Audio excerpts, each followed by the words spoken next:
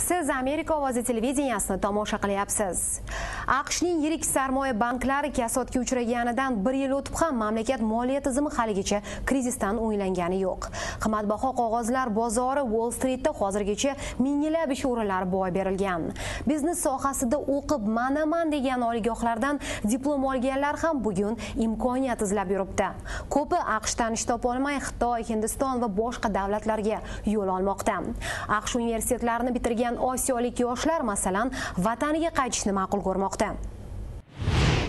Biznes boshqaruvi sohasida o'qiyotgan talabalar tabiiyki kelajakdan xavotirda. Krizisdan oldin ular o'qishni bitirib ulgurmasdanoq mutaxassisligi bo'yicha ish topishi, katta maosh olishi deyarli kafolatlangan edi. Hozir bunday imkoniyatlari yo'q. Mehnat yarmarkalari odamga to'la. Xiang Wang asli Xitoydan, Massachusets shtatining Clark universitetini bitirish arafasida. Amerikada ish topish yoqda tursin, unga viza qilib beradigan kompaniya topa olmayapti. Chetdan mutaxassis yollab ishchi vizasi bilan ta'minlaydigan firmalar juda kam.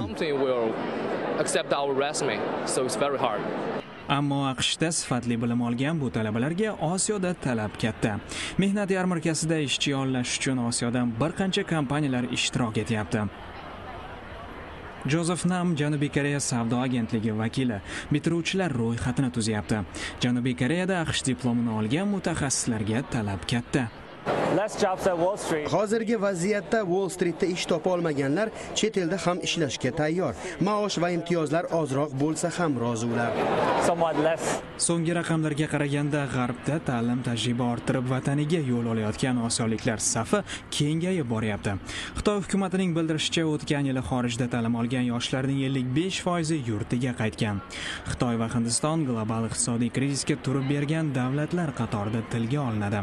Til bilgan malakali mutaxassislar ularning o'ziga kerak. Mehnat bozori ayni paytda bitiruvchilar xohlagandek chaqqon bo'lmasligi mumkin, lekin kasb-hunar masalalari bilan shug'ullanuvchi tashkilotlar nazarida Amerikada o'qigan osiyoliklarning kelajagi porloq. Osiyolik amerikaliklar tashkiloti vakili Thomas Sim o'z sohasini puxta bilgan, o'tkir fikrlaydigan professionallar har yerda kerak deydi. Boshqalardan ustun jihati tili, madaniyati, ilm savodi. Bularni qo'shib hisoblaganda raqobatdan qo'rqadigan joyi yo'q.